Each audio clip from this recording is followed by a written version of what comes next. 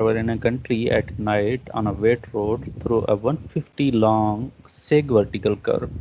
ठीक है, सबसे पहले तो हमें ये पता चल गया कि टाइप ऑफ वर्टिकल कर्व जो है वो सेग वर्टिकल कर्व है या वैली वर्टिकल कर्व है। दूसरा हमारे पास आ गया है कि length of vertical curve is 150 feet long. उसके बाद है the entering grade is -2.4%, 2.4% and the existing grade is 4% actually. ठीक है, सो हमारे पास जो टाइप ऑफ कर्व आ गया है वो according to condition that is when a negative gradient meets with a positive gradient. हमारे पास जो कंडीशन आया है वो दैट इज लाइक दिस। अब कहाँ पर मैं बनाऊँ इसको? ठीक है, यहाँ पर बना देते हैं। When a negative gradient meets with a positive gradient, sorry, that is not a valley curve. This will be a valley curve when a negative gradient meets with a positive gradient। यहाँ पर बना दिया है हमने। Negative gradient बोल रहा है 2.4% and positive gradient बढ़ रहा है 4%। So negative gradient meets with positive gradient then it will form a valley curve like this. Okay, बोल रहा है कि a tree has fallen across a road approximately at point of vertical tangent। point of vertical tangent कैसे? ये भाई point of vertical curve हो जाता है, ये point of vertical tangent हो जाता है, और ये हो जाता है point of vertical intersection, PVI जिसे हम बोलते हैं। VT, VC, VT and VI। सो बोल रहा है कि एक ट्री है जो यहाँ पर फॉल हो गया है इस पर्टिकुलर पॉइंट पे, PVT के पॉइंट पे। Assuming the driver cannot see the tree until it is lit by his headlight, is it reasonable to expect the driver to be able to stop before hitting the tree? अब बोल रहा है कि इस particular जगह पे एक driver travel कर रहा है, ड्राइवर की गाड़ी चल रही है। अब आप हमें बताएं कि वो गाड़ी उस पर्टिकुलर ट्री को हिट करने से पहले रुकेगी या नहीं रुकेगी, क्योंकि that depends upon the height of headlight, the angle of headlight. जैसे मैंने आपको बताया था, अगर कोई भी गाड़ी नाइट पे ट्रेवल कर रही है, यहाँ पर हमें गिवन भी है कंडीशन कि भाई नाइट रोड पे ट्रेवल कर रही है, तो नाइट रोड पे अगर वैली कर्व में कोई भी गाड़ी ट्रेवल कर रही होगी तो उसमें हेडलाइट का बहुत रोल होगा। अगर हेडलाइट एंगल उस ऑब्जेक्ट पड़ेगी तो वो व्हीकल इजीली स्टॉप कर सकेगी, वो ब्रेक सप्लाई करेगा वगैरह वगैरह।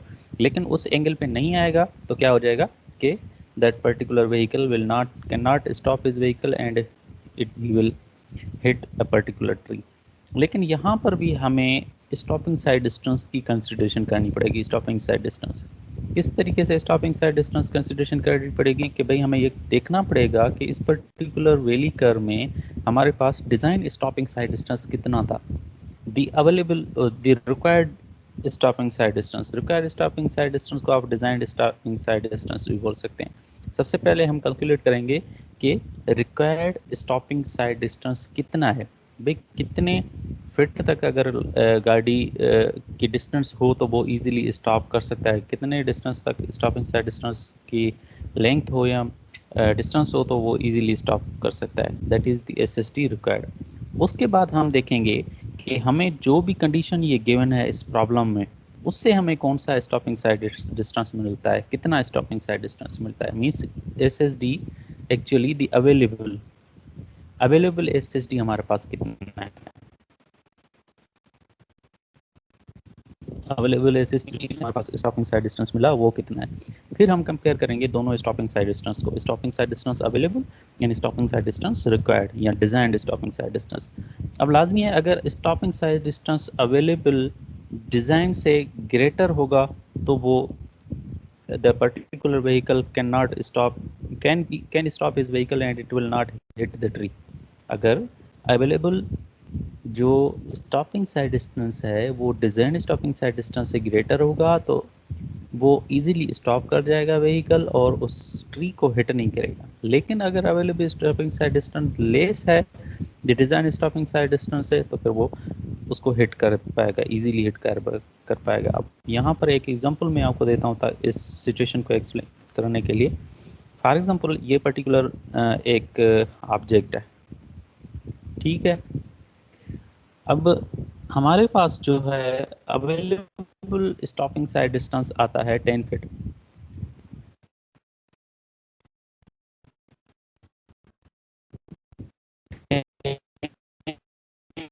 फीट हमारे पास अवेलेबल स्टॉप साइड फिट है। इसका मतलब कि 10 फीट से अगर व्हीकल 10 फीट से व्हीकल ने ब्रेक मारना स्टार्ट किया है, इसका मतलब ये है कि 10 फीट से व्हीकल ने ब्रेक मारना स्टार्ट किया है। अब पता नहीं कि इसको हिट करने से पहले रुकेगा या नहीं रुकेगा, ये हमें नहीं पता। ठीक है, तो इसको मालूम करने के लिए हमें क्या करना पड़ेगा कि designed stopping sight distance calculate करना है। अब फॉर एग्जांपल हमने फार्मूला से कैलकुलेट किया है डिजाइंड स्टॉपिंग साइड डिस्टेंस, और वो हमें पता चला है कि डिजाइंड स्टॉपिंग साइड डिस्टेंस है 15 फीट, साइड डिस्टेंस है हमारे पास 15 फीट। तो इसका मतलब क्या हो गया कि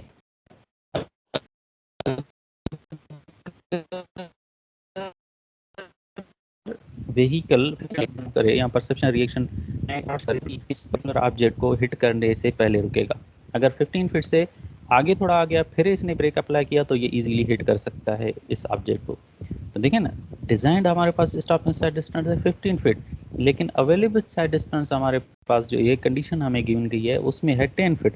तो क्या हो जाएगा, 10 फीट के डिस्टेंस पे ये अगर ब्रेक अप्लाई करना शुरू करेगा तो इजीली जाके इसको हिट कर देगा, इस ऑब्जेक्ट को या इस ट्री को हिट करेगा।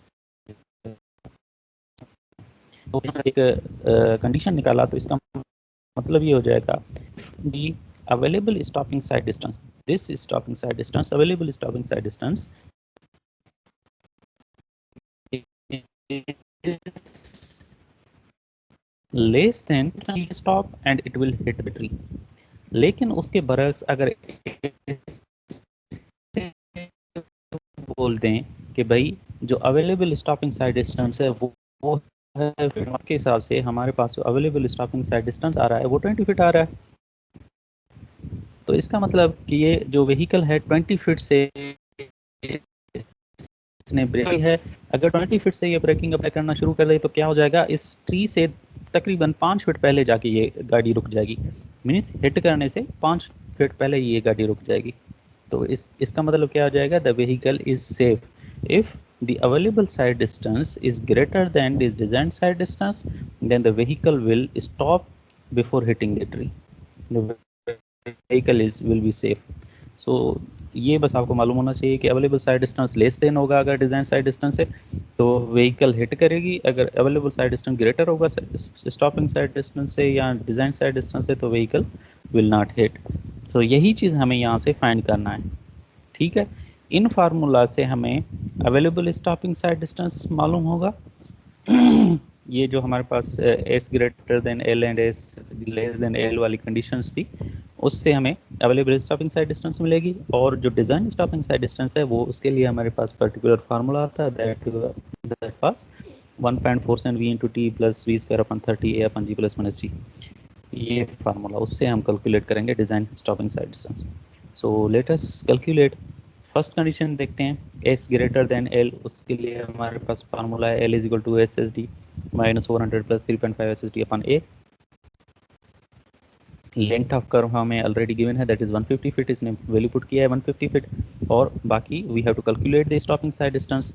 सो here he calculated the stopping side distance and the stopping side distance is coming as 146.23 feet, 146.23 feet. अब देखें ये कंडीशन को सेटिस्फाई कर रहा है एस ग्रेटर देन एल की कंडीशन को। So S should be greater than L and S is coming as 146 feet but the value of L is 150, so the condition is not satisfied, 146 is not greater than L। so जो हमने value इस particular condition से निकाली that is obsolete, that is not valid. अब जो दूसरी condition है S less than L वाली उससे निकाल के देखें। For S S D less than L the formula we assume that is L is equal to ASSD whole square upon 400 plus 3.5 of SSD। अब हमें इस फार्मूला से हमें SSD निकालना है, L की वैल्यू हम 150 सेम रखेंगे और then we will calculate the value of SSD and by using this SSD हमारे पास आ रही है 146.17, ये हमारे पास SSD की वैल्यू आ रही है। So condition है SSD should come less than L, so 146 is coming less than the length of curve, तो तो कंडीशन इज सेटिस्फाइड, इस कंडीशन के हिसाब से हमारी कंडीशन सेटिस्फाई है, सो इसलिए we will take the minimum link sight distance as 146.17 feet. So हमारे पास जो अवेलेबल साइड डिस्टेंस आई है दैट इज 146.17 फीट। याद रखना कि एसएसडी अवेलेबल हमारे पास इतना आई है, ठीक है। द ड्राइवर अच्छा must use S less than L equation, it is quadratic root with फलाना फलाना, इसको छोड़ो। The driver will see the tree when it is 146.17. अब ये कि what will be, so the available SSD available is 146.17 feet. Now we will see what is the required SSD, designed SSD. So we will find the designed SSD by using the formula. This 1.47 U into T or V into T plus 3 square upon 30 F and G plus minus G.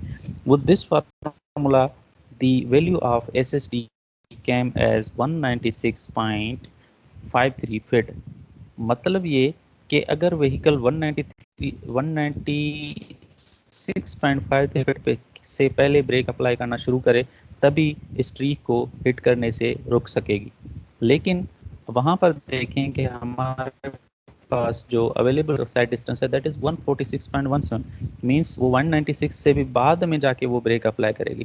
तो it means the vehicle will not stop on time and it will hit the tree because the available SSD is coming less than the required SSD. Available SSD is coming less than the required SSD. That's why the vehicle will not going to stop the on time and it will hit the object or hit the tree. ठीक है भाई, इसको थोड़ा बहुत अपने हिसाब से सोच समझ के इस प्रॉब्लम को सॉल्व करना, सोच समझ के, क्या इजी है। थोड़ा ये याद रखना है आपको कि SSD अवेलेबल और SSD रिक्वायर्ड में क्या फ़र्क हो, तो व्हीकल विल स्टॉप और व्हीकल विल नॉट स्टॉप। ठीक है, moving towards the next problem. Okay, this is similar problem but it is related to the crest vertical curve. ठीक है, this is exam and homework कह लें तो इसके जो 16 वालों के नोट्स हैं उसमें ऑलरेडी, ठीक है।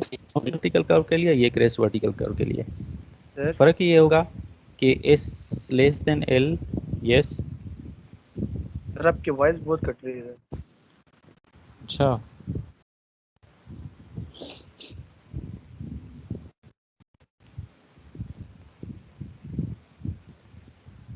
अभी आ रही है? Yes sir. जी सर। सर ये आपने क्रेस्ट कर्व बड़ा बताया सर, ये काइंडली रिपीट कर दीजिएगा जो होमवर्क का आपने बताया। अच्छा, ये जो क्रेस्ट वर्टिकल कर्व वाला प्रॉब्लम है ये आप लोगों को करना है, होमवर्क करो या आपके जो 16 वाले नोट्स हैं उसमें ऑलरेडी गिवन है। सो इसमें फ़र्क क्या हो जाएगा, वर्ल्ड वैली वर्टिकल कर्व में हम जो S greater than L and S less than L वाली कंडीशन यूज़ कर रहे थे वो वैली वर्टिकल कर्व वाले फार्मूला से हमने उठाए थे। अब जो क्रेस्ट वर्टिकल कर्व है उसके लिए जो फार्मूला उठाओगे वो क्रेस्ट वर्टिकल के फ़र्क ये हो जाएगा। वहाँ से भी सेम SSD अवेलेबल निकालोगे, फिर SSD डिज़ाइन निकालोगे और फिर चेक करोगे कि SSD available is less than SSD design या SSD available is greater than the SSD design, उसके हिसाब से फिर आप कमेंट करोगे। ठीक है भाई, and these are the example number 4 and 5 actually, 3 and 4 ना, 3, 4 and 5। क्या है कि roadway is being designed using 30 miles per hour. हमारे पास स्पीड ऑफ व्हीकल गिवन है दी 30 miles per hour design speed. One section of the highway must go up and over small hill with 2% go up. अच्छा, देखते हैं कि ये type of curve कौन सा है। Entering grade of 3.2% and 2.0%। So हमारे पास ये है type of curve that is the crest vertical curve. बोल रहा है कि how long must be the vertical curve, must the vertical curve be take all design considerations. अब करना क्या है कि हर डिज़ाइन कंसिडरेशंस, जो भी डिज़ाइन कंसिडरेशंस हैं वो उसके हिसाब से हमें minimum length of curve calculate करना है। हम के वैल्यू कंसिडरेशन से भी minimum length of curve find करेंगे फर्स्ट, हम अपीयरेंस कंसिडरेशन से भी minimum length of curve find करेंगे और हम सेफ्टी कंसिडरेशन से भी minimum length of curve find करेंगे।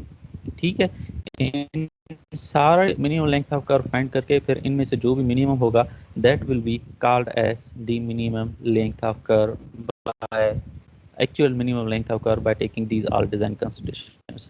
ठीक है, फार्मूलाज आपके पास ऑलरेडी गिवन है, आपको जो के वैल्यू कंसिडरेशन वाला फार्मूला है आपको वो भी गिवन है, आपके पास जो अपीयरेंस कंसिडरेशन गिवन है और जो सेफ्टी कंसिडरेशन वाला फार्मूला है वो भी गिवन है आपको। सेफ्टी कंसिडरेशन से कैसे हम length minimum length of curve निकालते हैं वो प्रीवियसली हम दो प्रॉब्लम ऑलरेडी कर बाय योरसेल्फ, ये आप खुद पर पर्टिकुलर प्रॉब्लम से करोगे, अगर खुद करो तभी सही है। 1-6 वाले नोट्स में भी ऑलरेडी किया हुआ है ये, सो इसको थोड़ा अपने हिसाब से देख लेना। एंड आल्सो दिस सो इस पर्टिकुलर थर्ड प्रॉब्लम में आप डिजाइन कंसिडरेशन लोगे सारे सुमत वर्टिकल कर्व के, क्रेस्ट वर्टिकल कर्व के, और जो फोर्थ प्रॉब्लम है उसमें सारे डिजाइन कंसिडरेशंस लोग वैली वर्टिकल कर्व के। जब आप फार्मूला शीट बनाओगे ना तो फिर आपको समझ में आ जाएगा कि ये कितना आसान है, बिल्कुल ईजी प्रॉब्लम है सॉल्व करने के लिए। सो और एक और चीज़ कि आपके फाइनल एग्ज़ाम में इन दोनों प्रॉब्लम्स में से कोई एक ना एक प्रॉब्लम रिपीट होता ही होता है।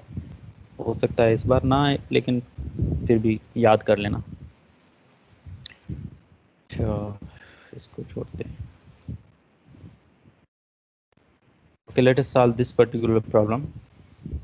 A grace vertical curve joins plus 3% and minus 4% grade. हमारे पास एक ग्रेस वर्टिकल कर्व है जो 3% ग्रेड और 4% ग्रेड से मिला हुआ हमें बना है।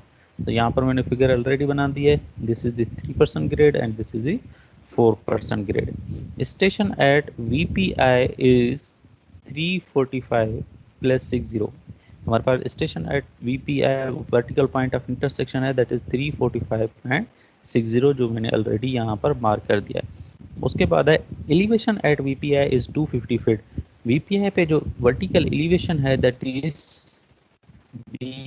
250 फीट। एक्चुअली ये याद करना है ना, वाली एलिवेशन जो है that is 250 feet.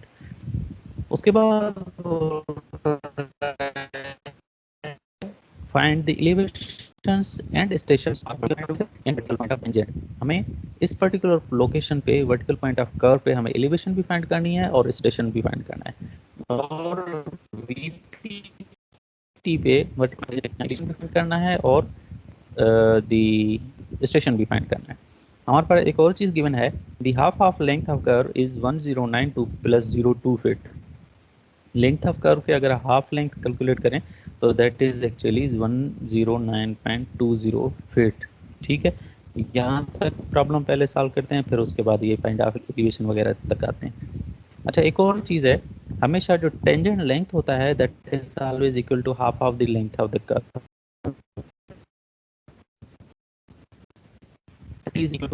Tangent length कौन सा लेंथ होता है, from this point to this point length.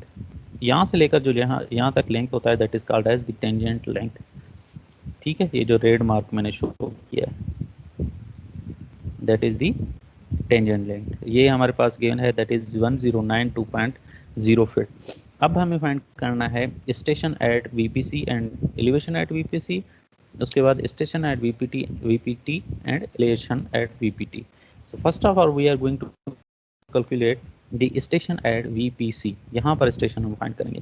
देखें, यहाँ तक स्टेशन फाइंड करने के लिए हमें क्या करना पड़ेगा कि VPI के स्टेशन को हम माइनस करेंगे इस पूरे लेंथ से। VPI के स्टेशन को हम माइनस करेंगे इस पूरे लेंथ से तो हम स्टेशन एट VPC तक पहुंच जाएंगे। Means if we minus the station of VPI minus this particular tangent length we will reach at station at VPC. Station at VPC is equal to 345 by plus 60, that is the station of VPI minus L upon 2 1092 plus 00 L upon 2 and tangent length are same. ठीक है, so उसने minus किया directly and you have the station at vertical point of curvature. Simple. ठीक है, अब हम find करेंगे what is the elevation at vertical point of curvature. Elevation at vertical point of curvature को फाइंड करने के लिए हमारे पास फार्मूला बनेगा the elevation at vertical point of intersection means यहाँ पर जो भी एलिवेशन हो, यहाँ पर जो भी एलिवेशन हो माइनस द ग्रेडियंट, क्योंकि हमें यहाँ से नीचे तक आना है, वर्टिकल पॉइंट ऑफ कर्वेचर तक आना है। अगर हम VPI से VPC की एलिवेशन को फाइंड करना चाहते हैं तो हमें माइनस करना पड़ेगा, बिकॉज हम ऊपर से नीचे तक आ रहे हैं। अगर ऐसे होता कि VPC की एलिवेशन गिवन होती, हमें कैलकुलेट करनी होती, तो फिर हम क्या करते, प्लस ऐड करते, plus of this length add करते। लेकिन हमें VPI से VPC तक आना है, तो इसलिए हम डाउनवर्ड में एसेशन में मूव कर रहे हैं, बैकवर्ड में मूव कर रहे हैं, तो हमें माइनस करना पड़ेगा ये लेंथ पर्टिकुलरली। तो फार्मूला बनेगा elevation at VPC will be equal to elevation at VPI minus the gradient of that particular curve, that particular tangent, multiply by half of the length या multiply by tangent length actually. ये formula बनेगा vertical point of intersection का elevation minus that particular gradient multiply by length of curve. So ये जो 32.76 यहाँ पर given है, that is this minus gradient multiply by length of curve, ये already हमने कैलकुलेट कर चुके हैं। सो उसको हम माइनस किस चीज़ से करेंगे, the elevation at vertical point of intersection that is 250 feet. ये हमारे पास वर्टिकल पॉइंट ऑफ इंटरसेक्शन की एलिवेशन है।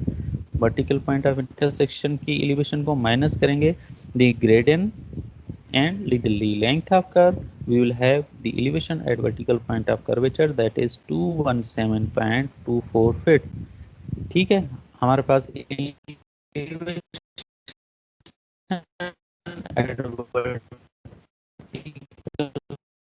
पॉइंट ऑफ कर्वेचर आ गया, दैट इज 217.4। अब हम वर्टिकल पॉइंट ऑफ टेंजेंट पे the elevation and vertical point of tangent पे station.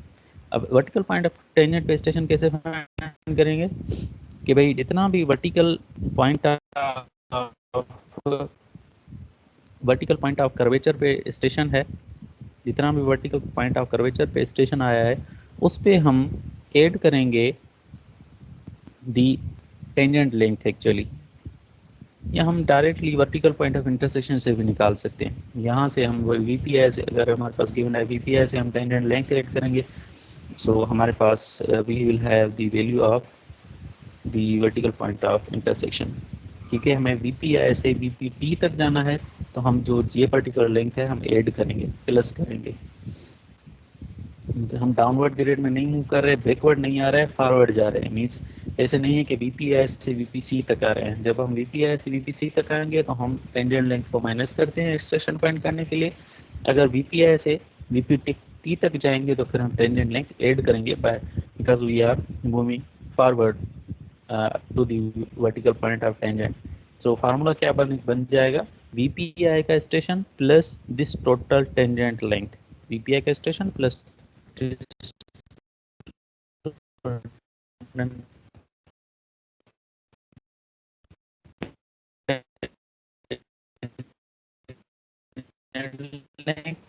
that will be station at VP।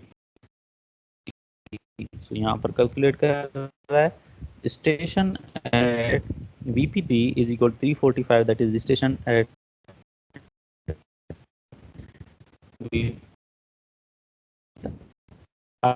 or half of the length of station VT। grade of the particular length multiplied by the tangent length or half of the length।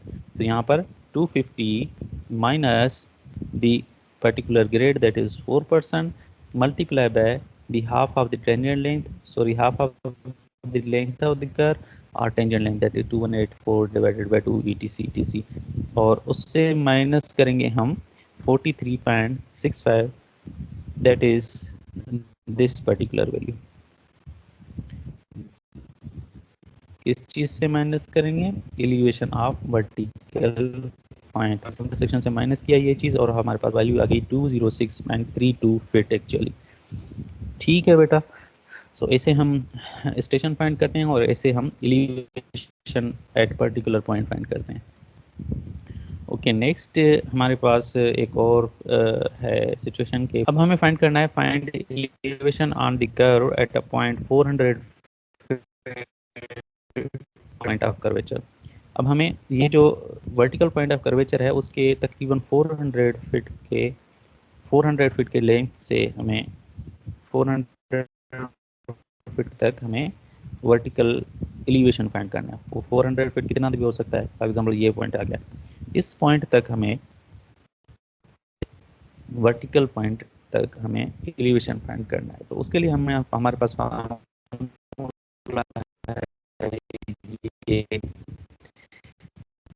Elevation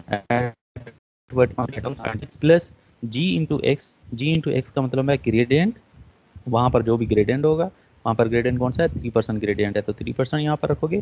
x is the value of the point जहाँ तक आपको calculate करना है। सो हम वो कितना है हमारे पास 400 फीट, तो x की वैल्यू रखेंगे 400 feet plus A x square, a is the difference of grades.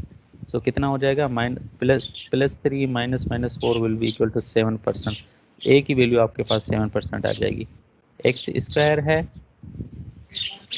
Mic को ऑफ करो, माइक ऑफ करो।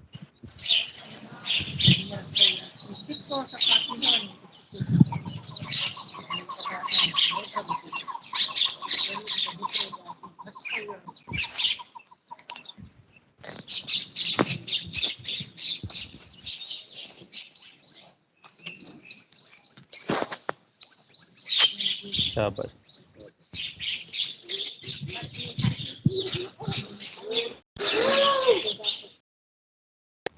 ఇప్పుడు अच्छे लेट भी हो रही।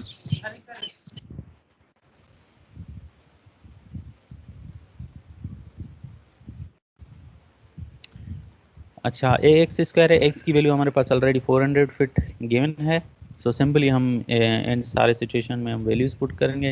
You will have the elevation at a particular point, elevation at 400 feet. तो हमारे पास एलिवेशन एट 400 फीट हमारे पास वैल्यू आ जाएगा, ठीक है। सो ये पर्टिकुलर प्रॉब्लम भी इतना ख़ास डिफ़िकल्ट नहीं है, इजी है, सिर्फ सिचुएशन को समझ, सिचुएशन का समझ लोगे तो you will have the courage to solve this particular problem. उसके बाद ये सेम प्रॉब्लम है, लेकिन सेम प्रॉब्लम की जो एक सेकंड मेथड है ऐसे समझे हमारे पास वो है। यहाँ पर भी सेम है कि भाई find elevation on the curve at a 400 feet from the vertical point of curvature। so अगर आपको एक फाइंड करना है किसी भी वर्टिकल कर्व पे, तो हमारे पास दो टाइप ऑफ सिचुएशन आ सकते हैं या दो तरीके से हम फाइंड कर सकते हैं। एक तरीका जो मैंने आपको प्रीवियस प्रॉब्लम में समझाया, जिसमें सिंपली एक फार्मूला गिवन था E P is equal E P plus G into X plus A x square, ये वाला फार्मूला था।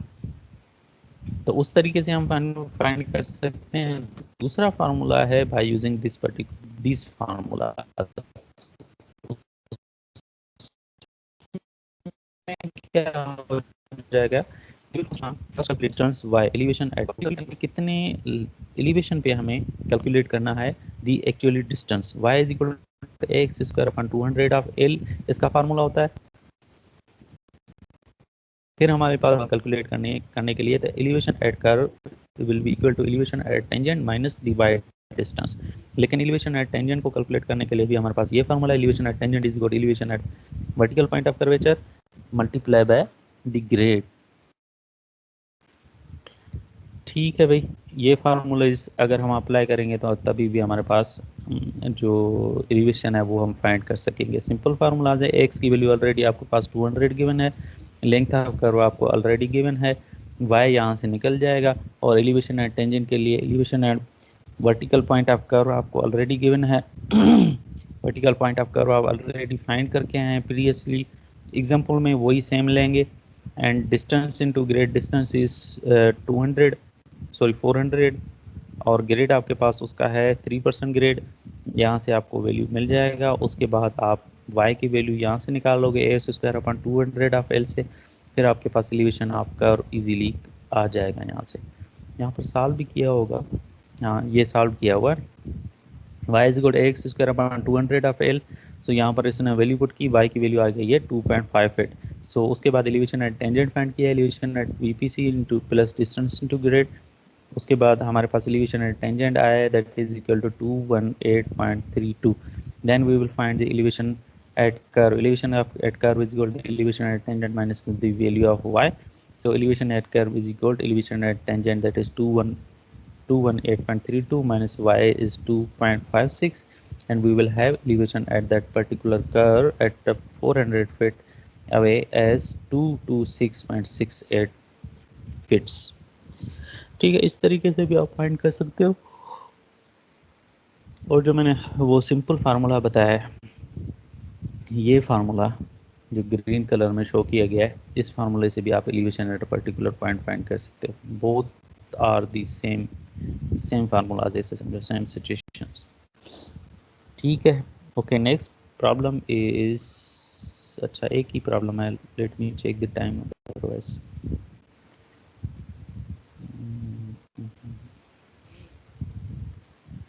खत्म करते हैं इसको, 5 मिनट है हमारे पास।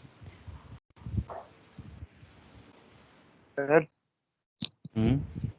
सर आवाज कट रही है, कल समझा दीजिएगा सर, बहुत कट रही है सर।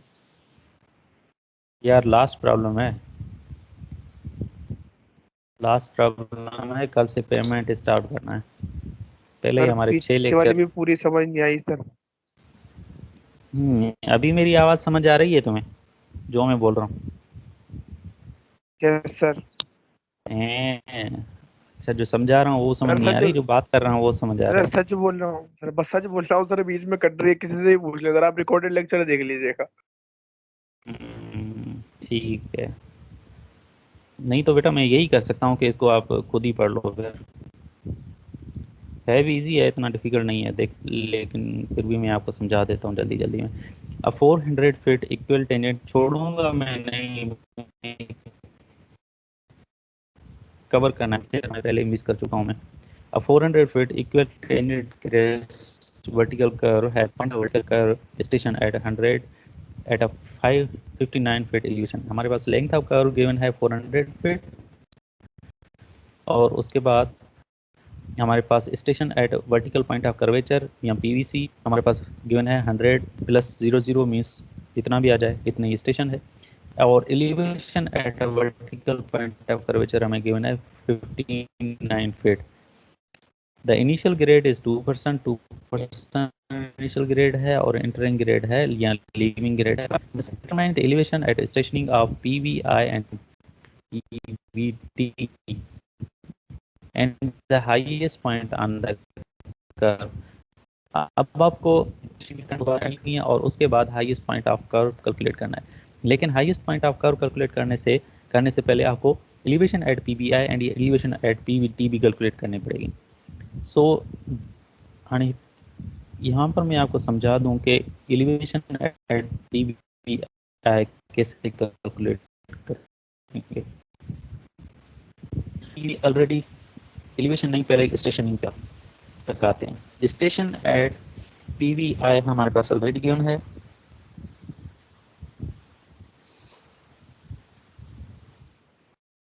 स्टेशन एट पीवीआई हमें पीवीसी हमें ऑलरेडी गिवन है, और पीवीआई तक हमें पहुंचना है। तो हम क्या करेंगे, सिंपली पीवीआई के स्टेशन को, ये जो लेंथ है हमारे पास टेंजेंट लेंथ है, इसको ऐड करेंगे तो पीवीआई तक पहुंच जाएंगे।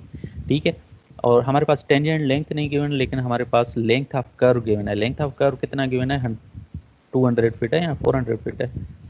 अच्छा 400 फीट है। तो लेंथ ऑफ कर्व में 400 फीट गिवन है, लेकिन हमने प्रीवियस की प्रॉब्लम में भी ये देख के आए हैं कि tangent is always equal to half of the length of curve. So हमारे पास ये जो पर्टिकुलर लेंथ हो जाएगी that will be equal to 200 feet. So station at PVC को अगर ऐड करेंगे 200 में, तो हमारे पास स्टेशन एट पीवीआई आ जाएगा। ठीक है, और उसके बाद ये हमारे पास स्टेशन एट पीवीआई आ गई। अब हम कैलकुलेट करें स्टेशन एट पीवीटी। अगर हम स्टेशन एट पीवीआई को ऐड करें फर्दर 200 फीट, तो you will reach at station at PVT. इस तरीके से भी आप कर सकते हैं, या ऐसे करें कि स्टेशन एट पीवीसी को टोटल लेंथ ऑफ कर्व से टोटल लेंथ कर्व ऐड कर रहे हैं। टोटल लेंथ ऑफ कर्व हमारे पास कितना है 400 फीट। सो यहाँ से लेकर यहाँ तक का जो डिस्टेंस है वो ऐड करोगे तभी आप स्टेशन एट पीवीटी पॉइंट तक पहुँच जाओगे। Mean station at PVC plus this particular total length of curve you will reach at station at PVT। इस तरीके से आप स्टेशंस फाइंड करोगे, उसके बाद एलिवेशन फाइंड करोगे। अब देखें एलिवेशन हमारे पास यहाँ पर जो एलिवेशन है that is 59 feet, 59 feet elevation है। अब आपको क्या करना है, फर्दर मूव करना है नेक्स्ट की तरफ। तो क्या करोगे आप कि 59 प्लस ग्रेड, यहाँ पर जो भी ग्रेड है multiply by tangent length 59 plus यहाँ पर जो भी ग्रेड है that is I think 2% grade minus multiply by the length of the curve, half of the length of curve या टेंजेंट लेंथ, ये आप ऐड करोगे तो एलिवेशन एट PVI तक पहुंच जाओगे। अगर आपको एलिवेशन एट PVT फाइंड करनी है तो फिर PVI से PVT तक आना पड़ेगा आपको। Means elevation at PVI minus this particular grade multiply by the tangent length, ऐसे आप करोगे तो स्टेशन एट PVT तक पहुंच जाओगे। अच्छा यहाँ पर है तो मैं आपको यहाँ से ही समझा देता हूँ। हमारे पास लेंथ ऑफ कर्व जो है that is 400 feet vertical curve, therefore point of vertical station, point of vertical intersection is at a station of 100 plus 2 and point of vertical tangent at a station is 104 plus 00। अच्छा ये कैसे आया है तो यहाँ पर कैलकुलेट नहीं किया गया, लेकिन जल्दी जल्दी में मैं आपको बता देता हूँ। Station at PVC that is 100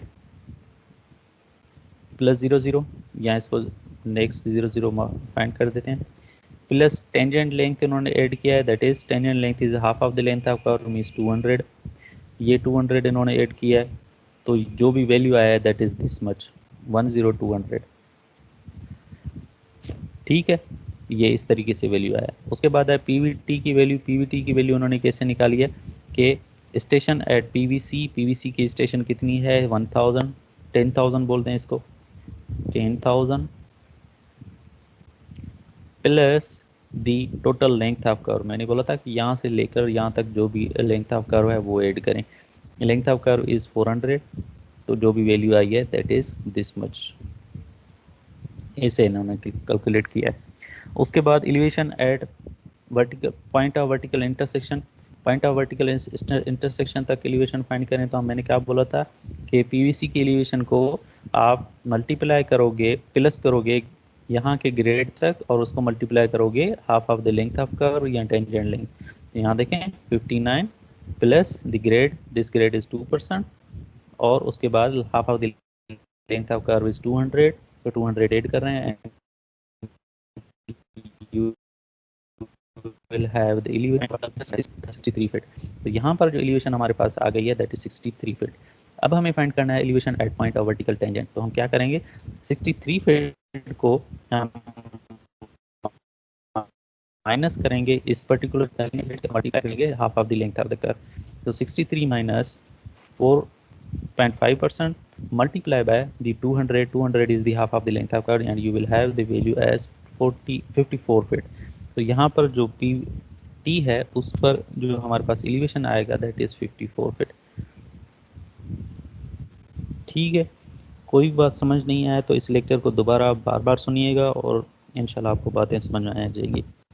Then how will we calculate the highest point of elevation? We will calculate the highest point of elevation। ये इस चीज़ को आप देख लेना जल्दी जल्दी में, फिर यहाँ पर मैं आपको बता रहा हूँ कि how we can find the highest point of elevation। ये जो x की वैल्यू है हम प्रीवियसली जो मैंने स्लाइड्स छोड़ी हैं उसमें हम कैलकुलेट करके आए हैं x इज इक्वल 1.23 फीट। हम highest point of elevation means जो वर्टिकल कर्व है हमारा, जो भी वर्टिकल कर्व है उसमें हाईएस्ट पॉइंट कौन सा है कैलकुलेट करेंगे।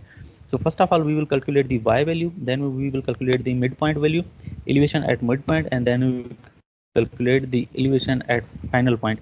उसके लिए हमारे पास फार्मूला है y के लिए, हमारे y को कैलकुलेट करने के लिए हमारे पास फार्मूला है ax² 200 of l। y mid at mid हमारे पास फाइंड करने के लिए फार्मूला है al/800 एंड फाइनल के लिए हमारे पास, या फाइनल लोकेशन के लिए हमारे पास फाइंड करने के लिए फार्मूला है al/200 वेयर